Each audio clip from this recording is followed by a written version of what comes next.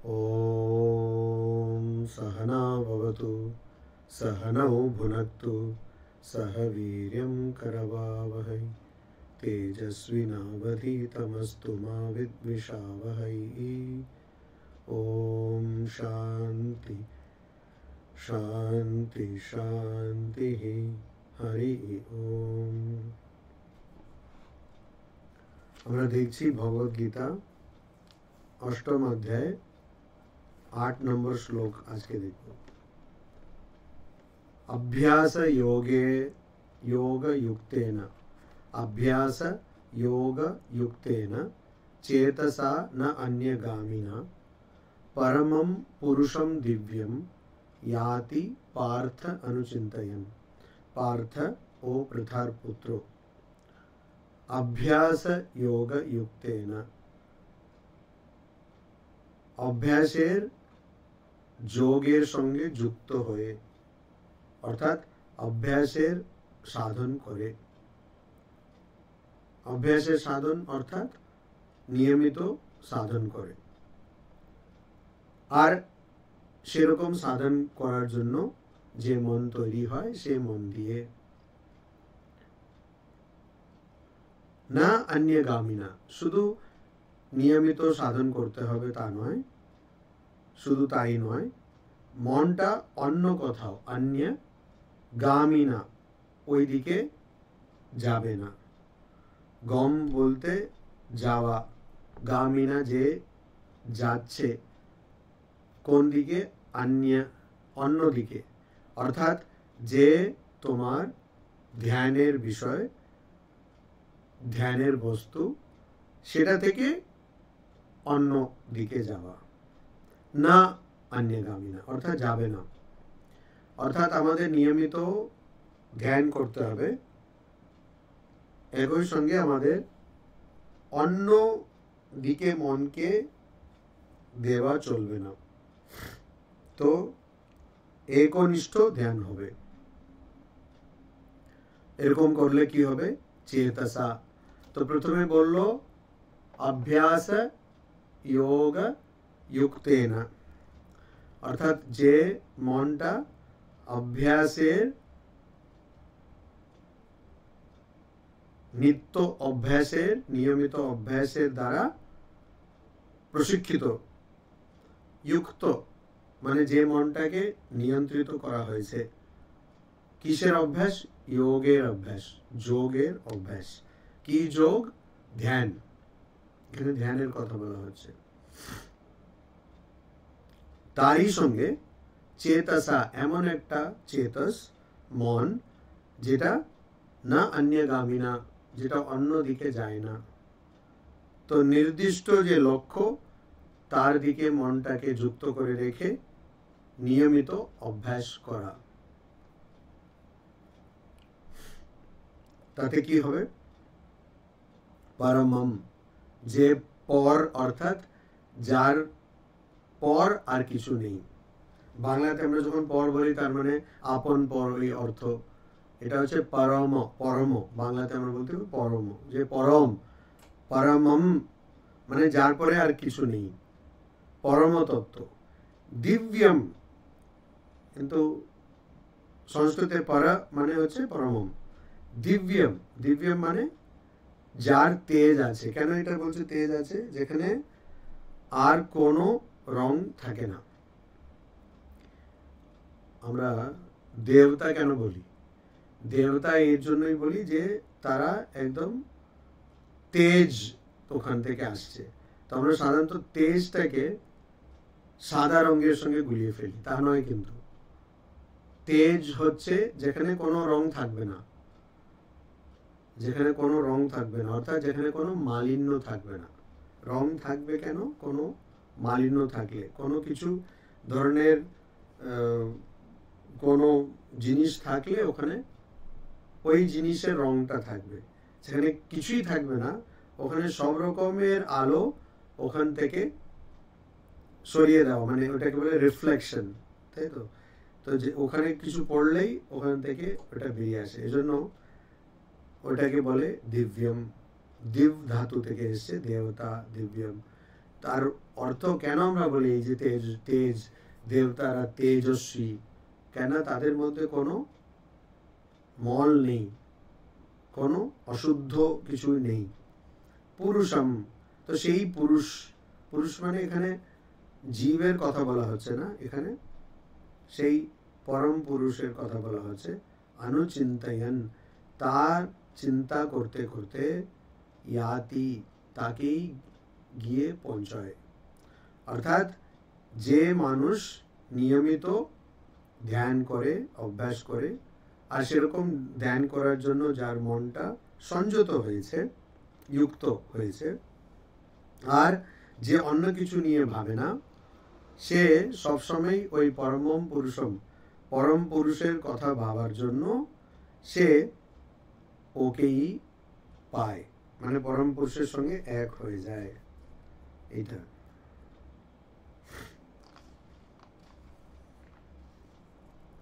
তারপরে একটু অন্য ছন্দে দুটো শ্লোক, 9 নম্বর আর 10 নম্বর শ্লোক।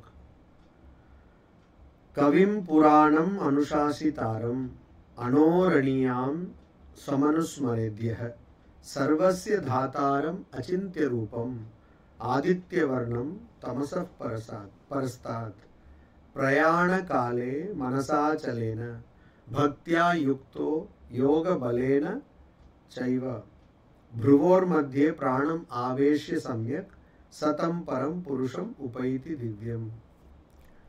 तो এখানে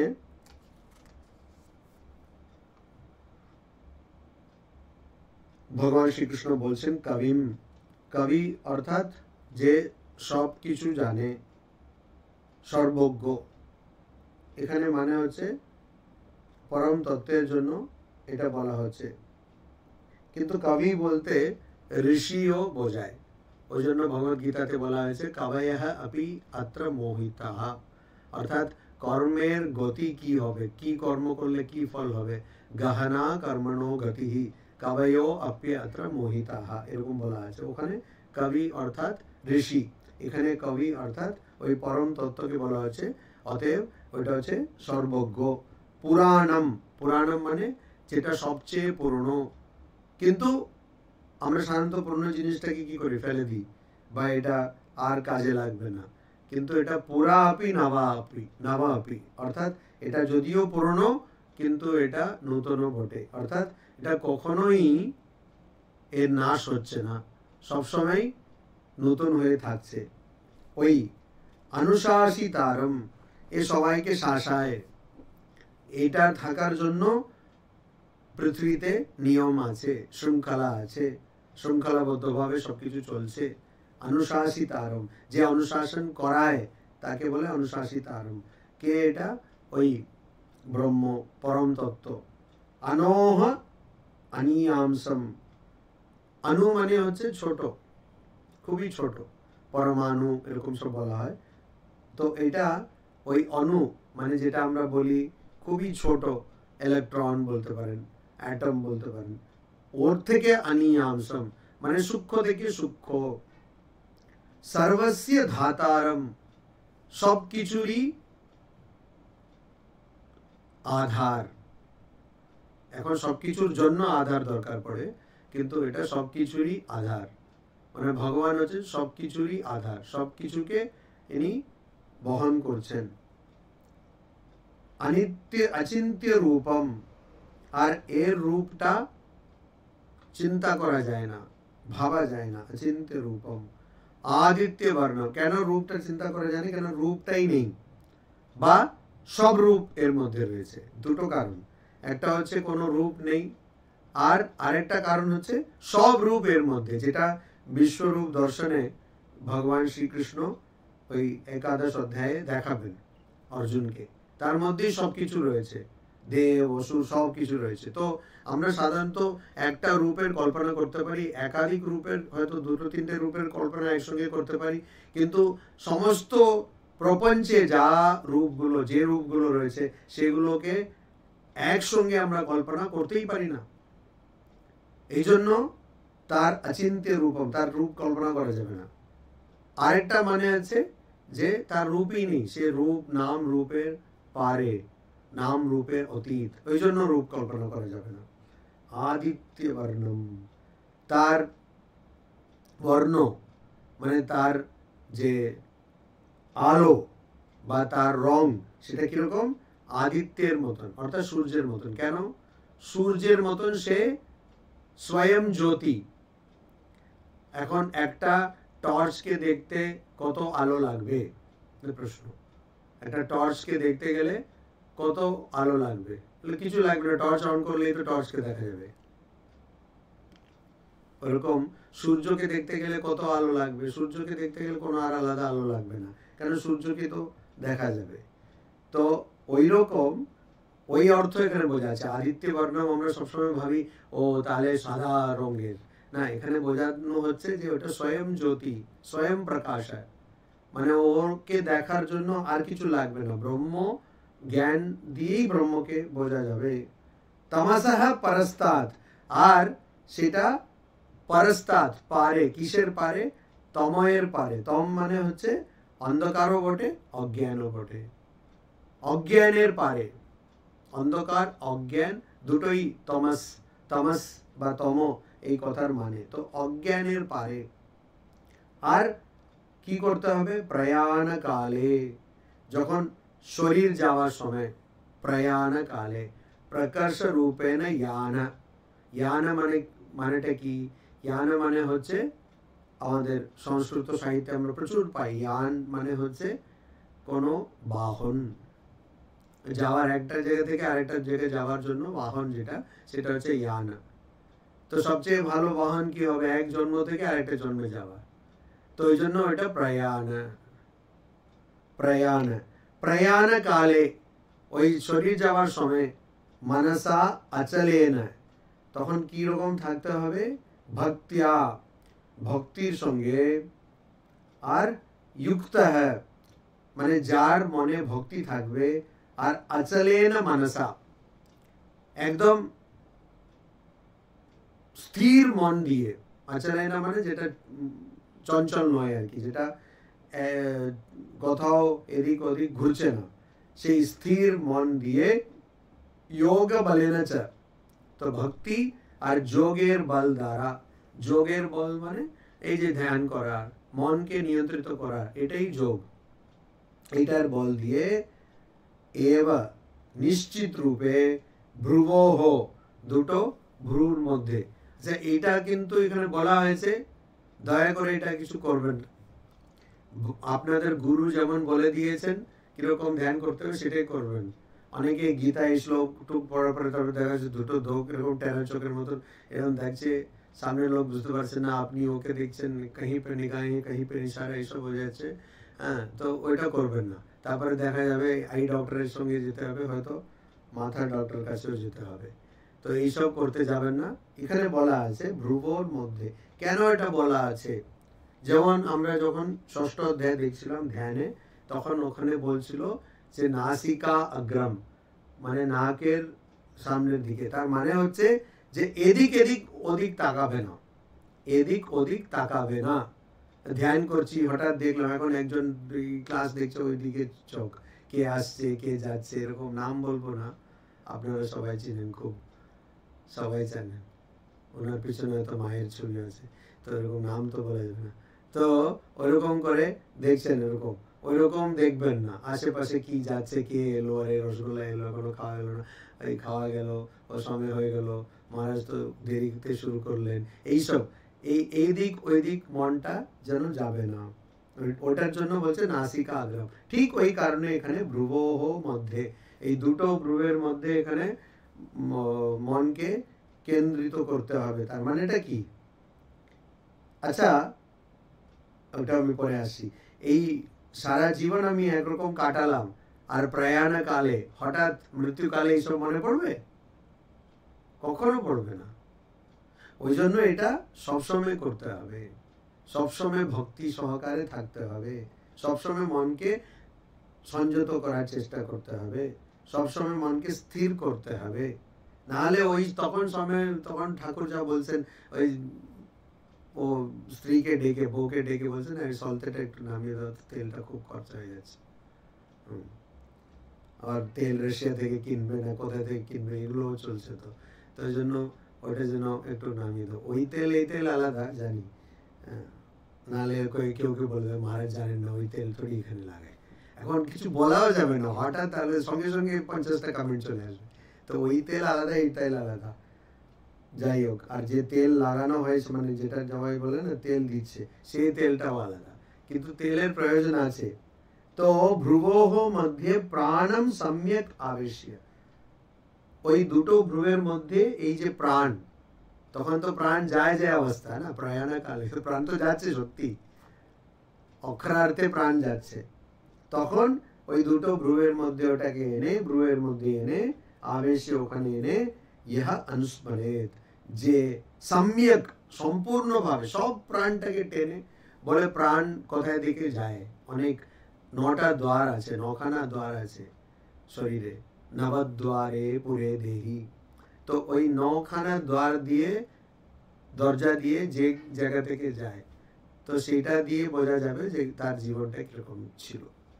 তো চোখ দিয়ে সব গেলে খুব উন্নত তার জীবন, খুবই উচ্চ মাপের মানুষ আধ্যাত্মিক দিক দিয়ে। তো এই জন্য এখানে বলছে ভ্রুয়ের মধ্যে, দুটো ভ্রুয়ের মধ্যে এটাকে আনতে হবে। আর অনুস্মরেত ভাববে, মনে করবে, চিন্তা করবে, ধ্যান করবে, কার? ভগবানের। সাহ যে এরকম করবে, সে তম সেই পরম দিব্যম পুরুষম উপৈতি, যেটা আগের শ্লোকে 8 নম্বর শ্লোকে যেটা বলা হলো সেই কথাটা এখানে আবার বলছেন, যে এরকম করবে সেই পরম তত্ত্বকে পায়, পরম তত্ত্বকে পায়। তো এখানে সম্যক প্রাণ মানেটা কি?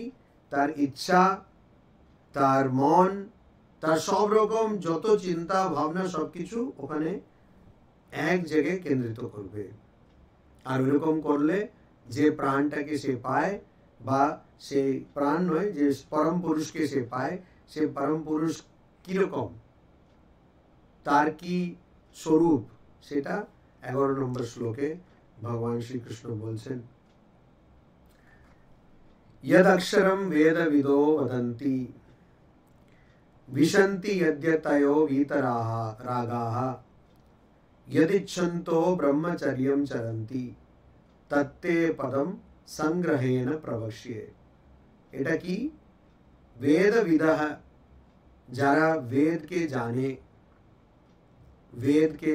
वेद बोलते ऋग्वेद, यजुर्वेद, सामवेद, अथर्ववेद এগুলো তো রয়েছে।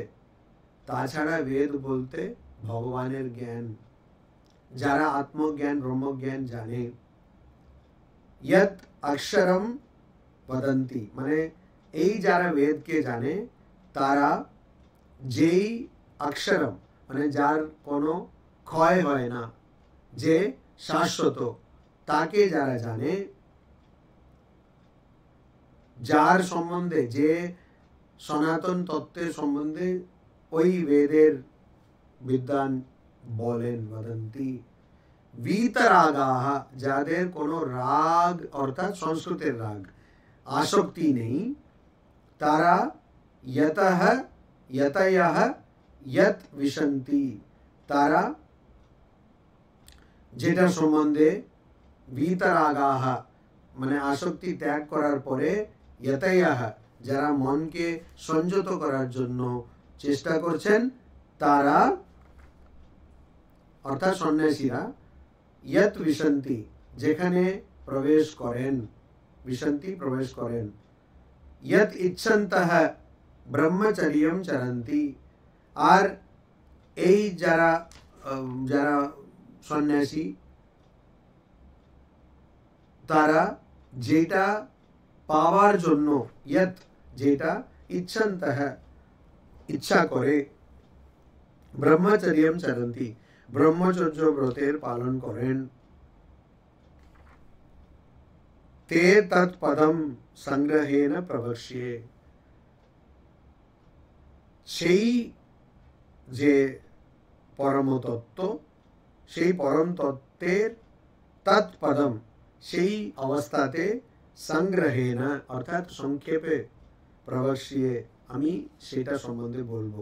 অর্থাৎ যে অবস্থাতে এরা সব গিয়ে পৌঁছায় সেই অবস্থার সম্বন্ধে বা সেই পরম তত্ত্বের সম্বন্ধে আমি বলবো। তো এখানে এই যে কথাটা এসছে ইয়দিচ্ছন্তো ব্রহ্মচর্যম চরন্তি, সেটা কঠোপনিষদে দ্বিতীয় অধ্যায়ের মধ্যে আছে। কঠোপনিষদের মন্ত্রে সে একই কথা আছে, ইয়দিচ্ছন্তো ব্রহ্মচর্যম চরন্তি।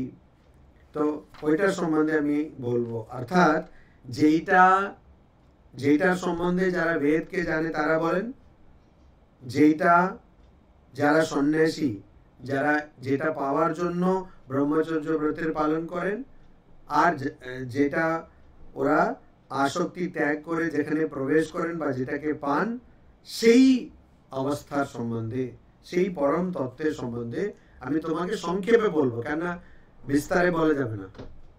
কেন সংক্ষেপে বলবো? তো বলছে, তো আপনি তো বলছেন তো 18 অধ্যায়, বলুন না কি আছে। এখন তো আমরা মাত্র 8 নম্বর অধ্যায়ে এসেছি, আরো তো আছে 10টা অধ্যায়, বলুন না। সে সংক্ষেপ কেন করছে? এরকম কথা উঠতেই পারে। তো কেন আমি সংক্ষেপে বলবো? কেন এটা বিস্তারে বলা যাবে না? বিস্তারে এর জন্য বলা যাবে না কেন সমস্ত প্রপঞ্চ তো ওই তত্ত্ব থেকে, তো কত আর বিস্তার করবেন? ওই জন্য বলা যাবে না। কেন? ও নিজেই বিস্তৃত। ওই ব্রহ্ম কথার মানেটা হচ্ছে ব্রহ্মা কথা থেকে এসছে, যার মানে হচ্ছে বিশাল। তো ওটা এমনি ওর স্বরূপটাই হচ্ছে বিস্তৃত। তো ওইটাকে আর বেশি ব্যাখ্যা করা যাবে না। ওই জন্য যাই বলা হবে তার সম্বন্ধে কম বলা হবে। ওইটার সম্বন্ধে যাই বলা হবে স্বয়ং ভগবান চাইলেও বলতে পারবেন না। এটাই ঠাকুর অন্যভাবে খুব সুন্দরভাবে বলছেন, তার ইতি টানা যাবে না। তার ইতি টানা যাবে, তাকে একটা গণ্ডিতে ফেলা যাবে না। তো ওই জন্য ঠাকুর বলছেন সাকারও নিরাকারও আরো কত কিছু। এরকম অদ্ভুত কথা আর কথা পাবেন না কথামৃতে আছে। আরো কত কিছু, কত কিছু মানে ওই জন্য ভগবান শ্রীকৃষ্ণ বলছেন সংগ্রহেণ প্রবক্ষ্যে। আমি তোমাকে বলবো, আমি বলছি, সংক্ষেপে বলছি, সংক্ষেপেই বলা যাবে।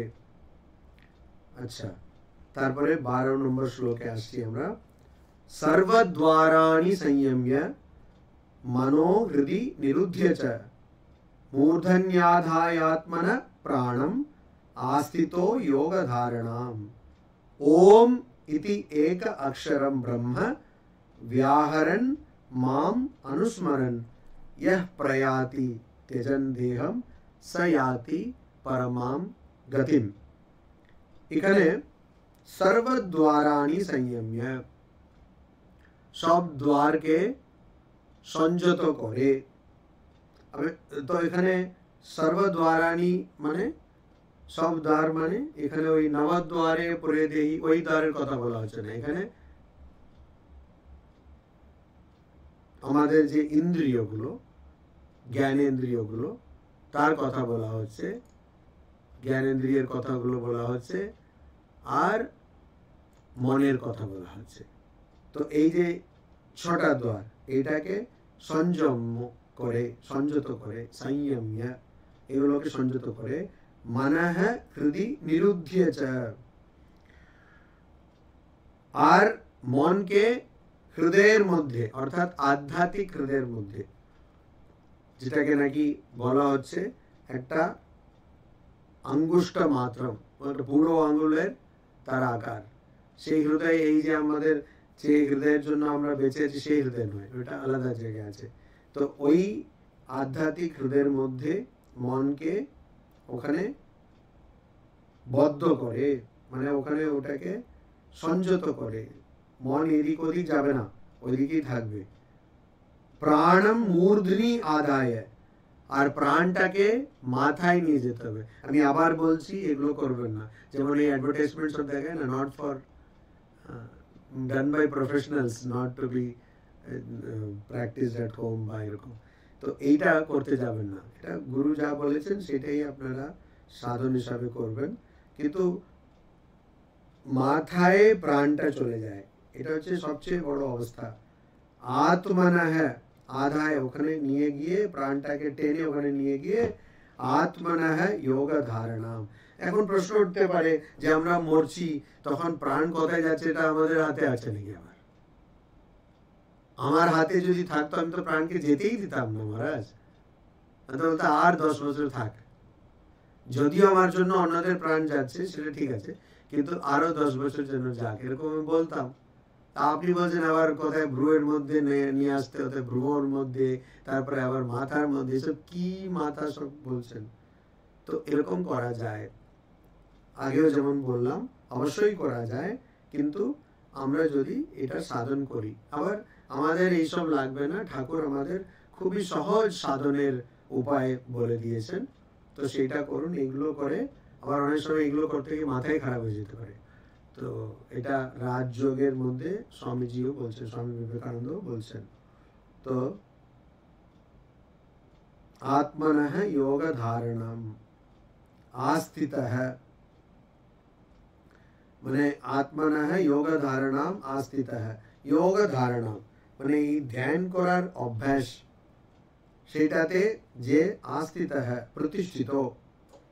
ওম ইতি এক অক্ষরম, আর ওম বলে যে একটা তার মধ্যে মাত্রা রয়েছে, সেই এক অক্ষর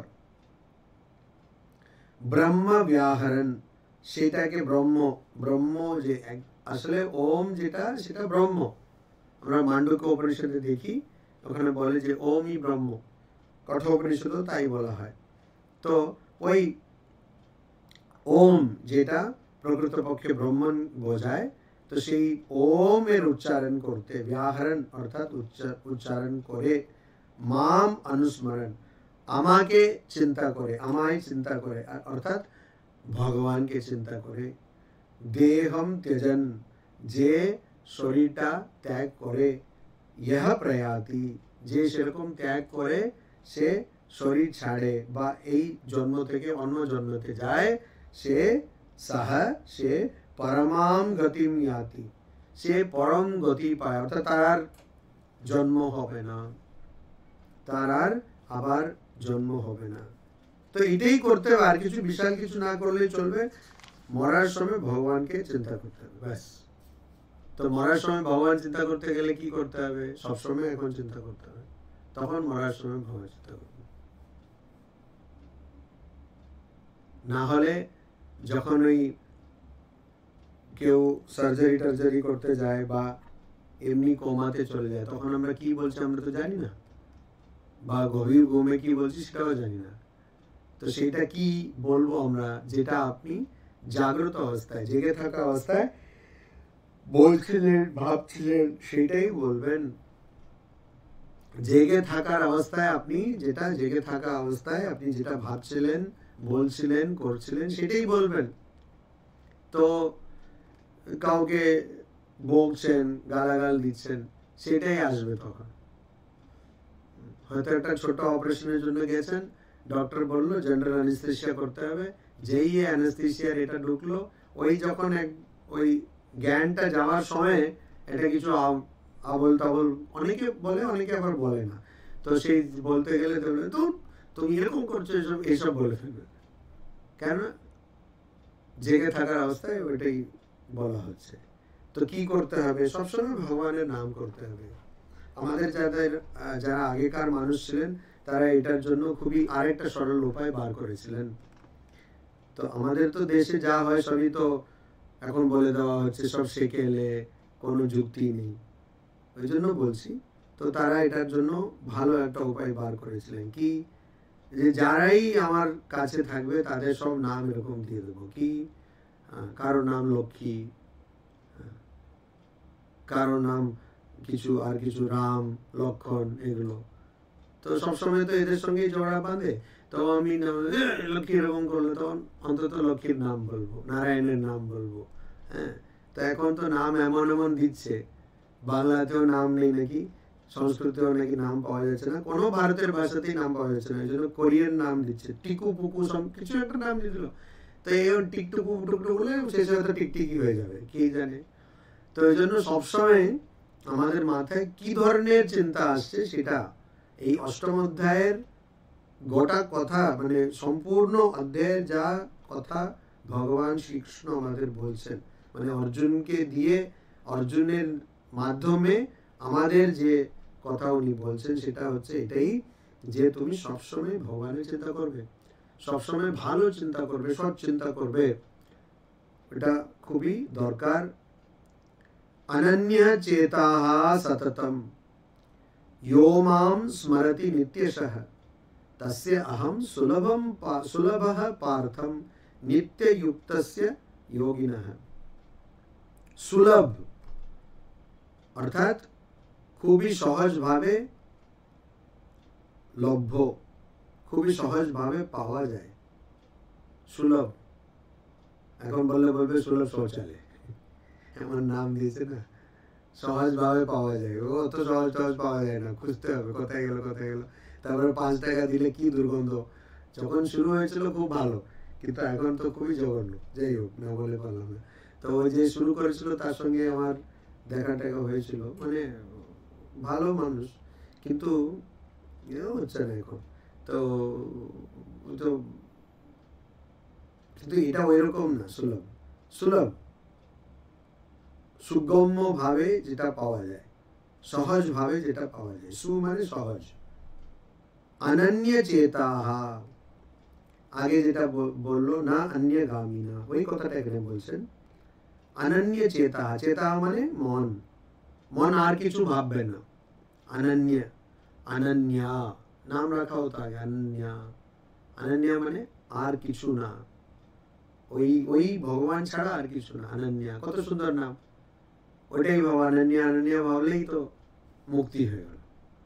এখন এমন সব রাম রাখছে, হ্যাঁ, তো কি হবে? অক্ষয়, কি নাম, অক্ষয় নাম রাখলে, এখনো তো রাখে অনেকে। অক্ষয় মানে যার কোনো ক্ষয় নেই, অর্থাৎ ব্রহ্ম, ভগবান। তো সেটাই অনন্য চেতাহ, মন অন্য কিছু ভাববে না। সততম, যে মাম আমাকে, নিত্যশঃ রোজ প্রতিদিন, সততম সব সময়, সর্বদা, স্মরতি ভাবে। তো এটার জন্য অত কিছু ভাবতে হবে না, ও কোন শ্লোকটা পড়বো, আমি তো চণ্ডী পাঠ করতে পারি না, এই গানটা করবো, কিচ্ছু না, ভগবান ভাবলেই হলো। ঠাকুর বলছেন না যে কেউ বাবাকে অন্যভাবে ডাকে, আর কেউ অন্য কিছু বলে, বা বলে ডাকে, বাবা বলে ডাকে, তো বাবা ঠিকই বোঝে।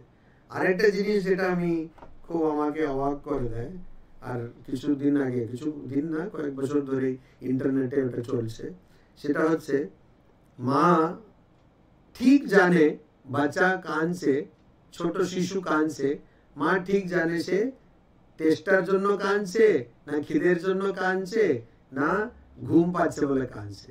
অথচ প্রত্যেক শিশু আলাদা রকম কাঁদে। এটা কি করে মা জানে? ও মা জানে। তো ভগবান জানবেন না? আমরা ভাবছি এটাকে কিরকম করতে হবে, আচ্ছা এই মন্দিরকে না 3 বার ঘুরতে হবে, ওইটা কিন্তু 4 বার ঘুরতে হবে। আরে ভগবান কি এত হিসাব রাখছেন নাকি? আচ্ছা অনিল এলো, অনিল দা এলেন, কিন্তু এইটা তো ঘুরলো না, যাক তোমাকে আজকে আমি কিছু দেবো না, যাক কৃপা, ওই আরেকজন আছে না, কৃপা আর এই কৃপাকে আনে দো, তো ওটা নাম বলবো না। তো এরকম কৃপা আসবে না, এরকম হয় নাকি? এরকম কিছু হয় না।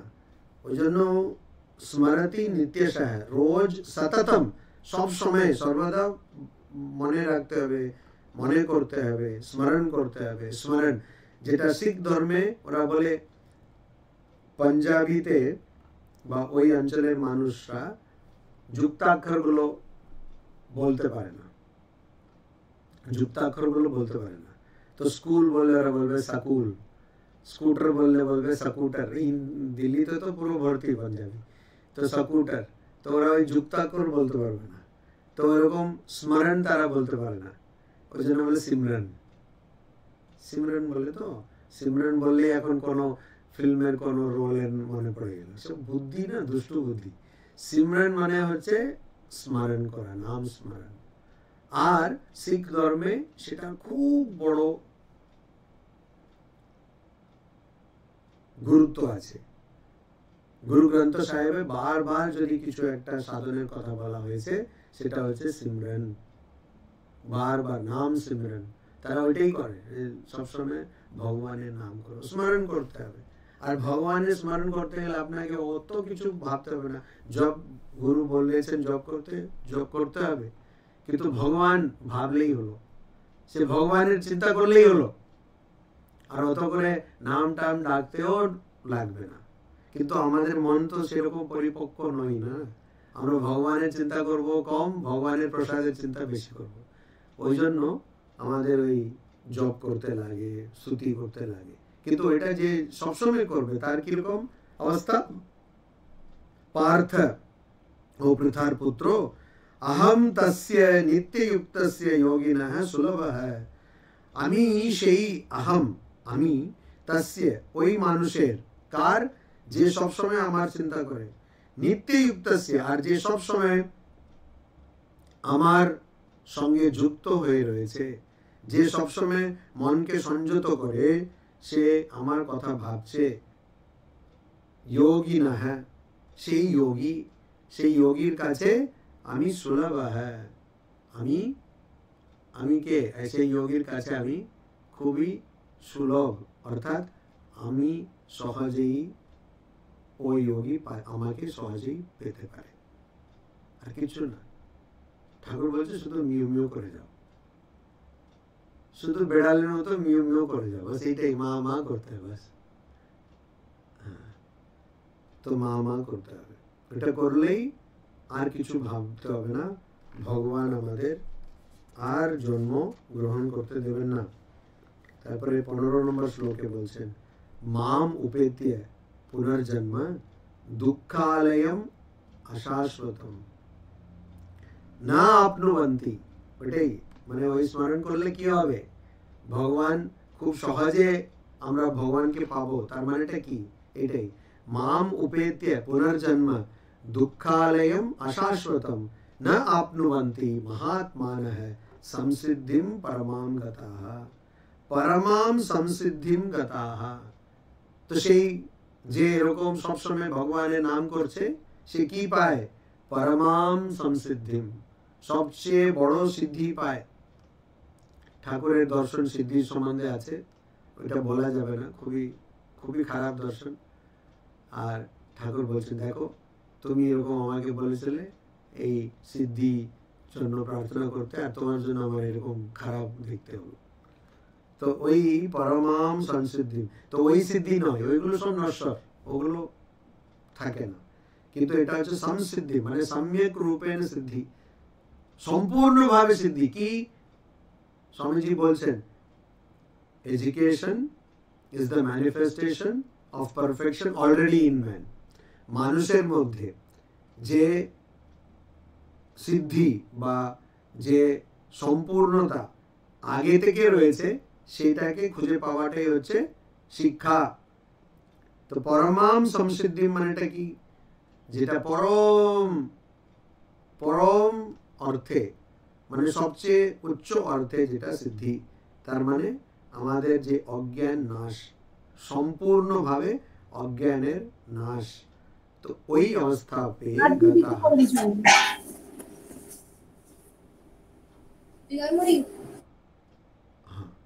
तो वही अवस्था पे गताः महात्मानः।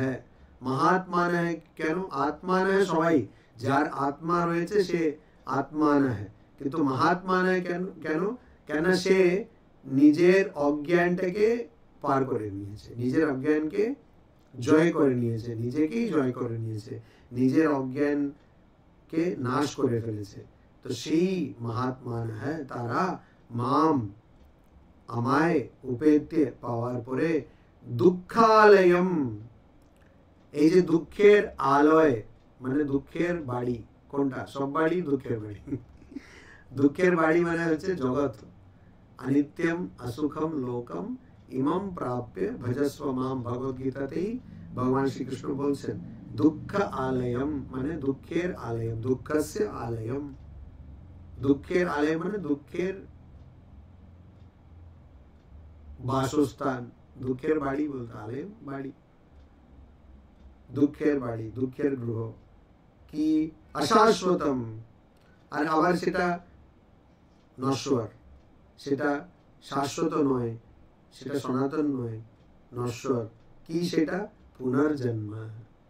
পুনর্জন্ম, এই যে বারবার আমরা জন্ম নিচ্ছি, ভজ গোবিন্দমে ভগবৎপাদ শঙ্করাচার্য দেব বলছেন, পুনরপি জননম পুনরপি মরণম পুনরপি জননী জঠরে শয়নম।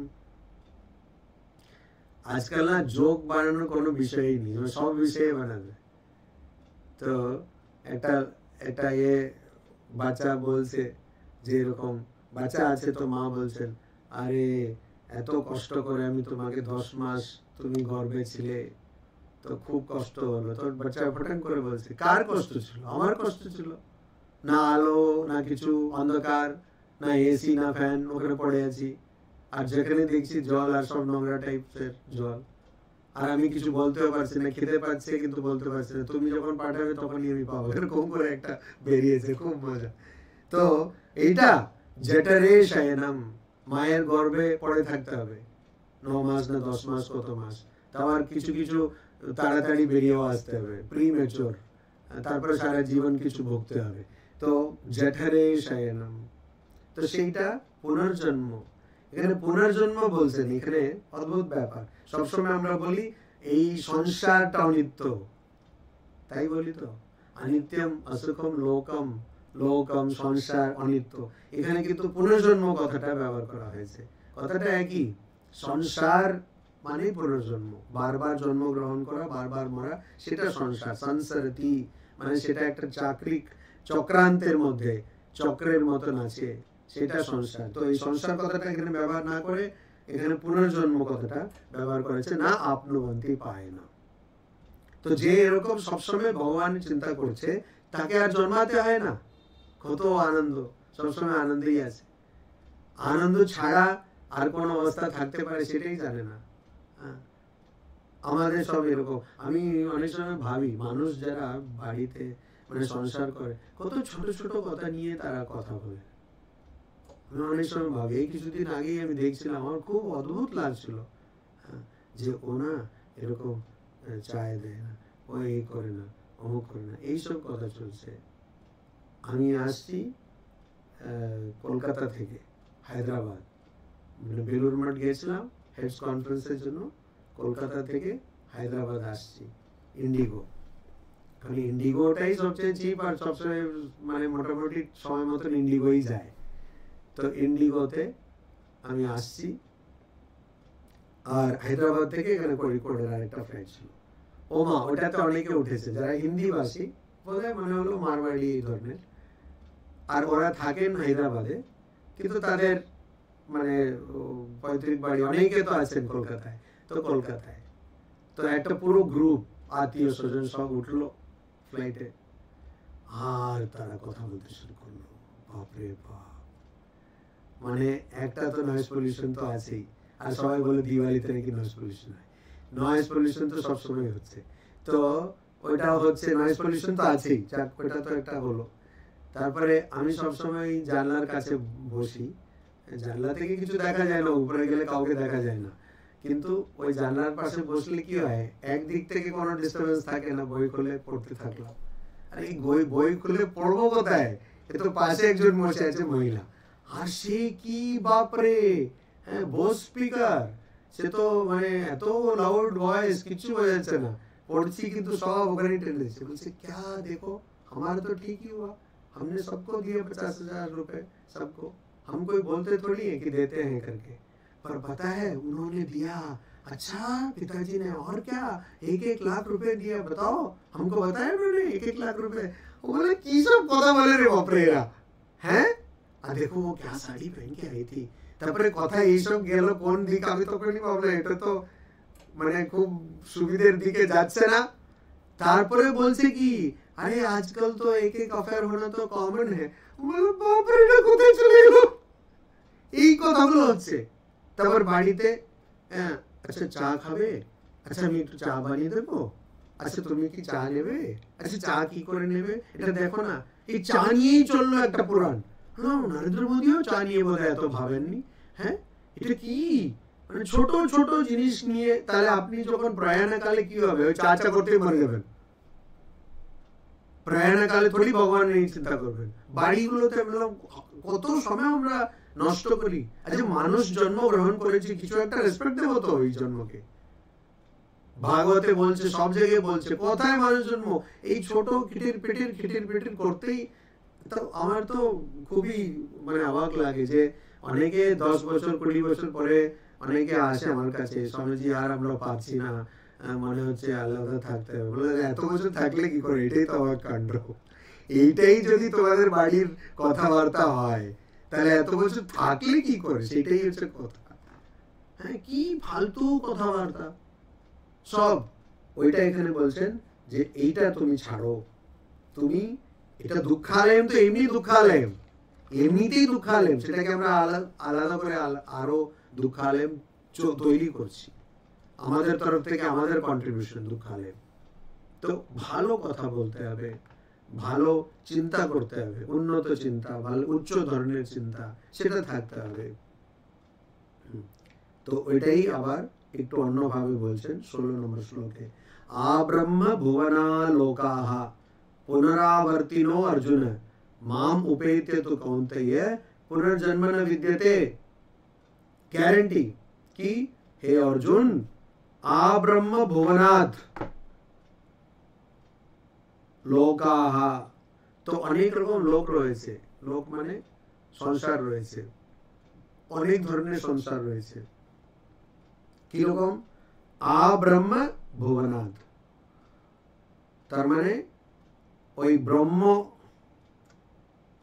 লোক পর্যন্ত, ব্রহ্মলোক পর্যন্ত অনেক রকম সংসার রয়েছে। কিন্তু আমাদের কর্মফল ক্ষয় হয় শুধু মর্ত্য লোকে, এটা বুঝতে হবে।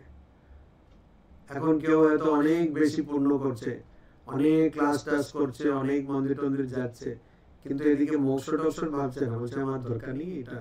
তো খুব পুণ্য লাভ হয়ে গেল, আশ্রমে গিয়ে খুব সেবা টেবা করছে, তারপর যা তোমাকে ইন্দ্র করে দিলাম, সে গিয়ে ইন্দ্র, ওখানে শুধু 24/7 কত চ্যানেল চলছে ভগবান জানে, আর সবসময় এন্টারটেনমেন্ট, আর শুধু Swiggy Zomato entertainment, Swiggy Zomato, তো প্রাইম ভিডিও, হটস্টার, এসব সব চলছে ওখানে বসে শুধু চলছে। তারপরে কত কয়েক লক্ষ বছর পরে পূর্ণগুলো শেষ হয়ে গেল, সাবস্ক্রিপশন গুলো সব চলে গেল, তারপরে আবার ক্ষীণে পুণ্যে মর্তে লোকম বিশন্তি ধপাস করে এসে পড়লো।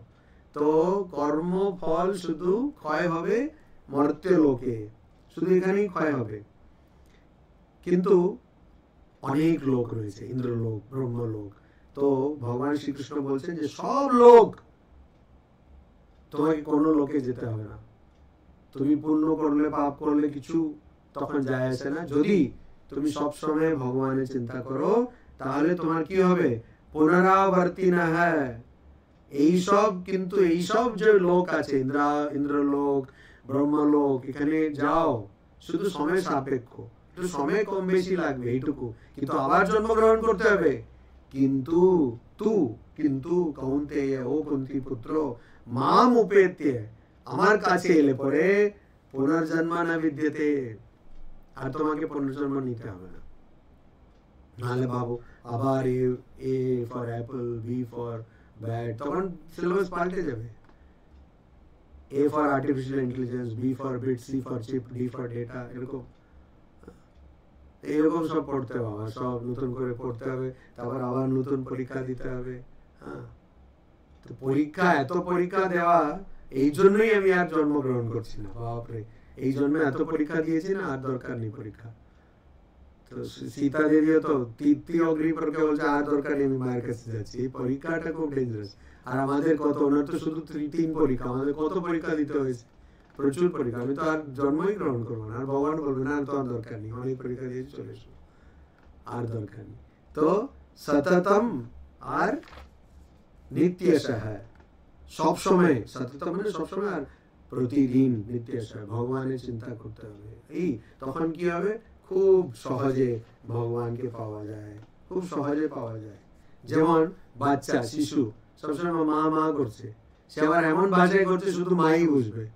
প্রত্যেক বাড়িতে না একটা শিশুর একটা আলাদা ভাষা থাকে, ঘুম ঘুম বলে, আছে না ও এখন খাওয়া, ও খাওয়াকে ঘুম ঘুম বলে, কে খাওয়াকে ঘুম ঘুম বলে, এরকম আছে একটা লোক খাওয়াকে ঘুম ঘুম বলে। আমি প্রথম শুনছি, মম শুনেছি, গম কিসব বলতে, এসব শুনেছি, ঘুম ঘুম তো এটা আছে, ওর আছে, কি করবে, আছে। তো এরকম প্রত্যেক বাড়িতে একটা বাচ্চাদের একটা আলাদা একটা ভাষা থাকে। তো সেই ভাষা বললেই মা শুনবেন। তো এরকম ওই জন্য বাচ্চার আর কোনো ভয় থাকে না। ঠিক সেরকম মায়ের মতন আমাদের ভগবানকে ডাকতে হবে। ওম শান্তি শান্তি শান্তি। হরি ওম তৎসৎ। শ্রীরামকৃষ্ণার্পণমস্তু।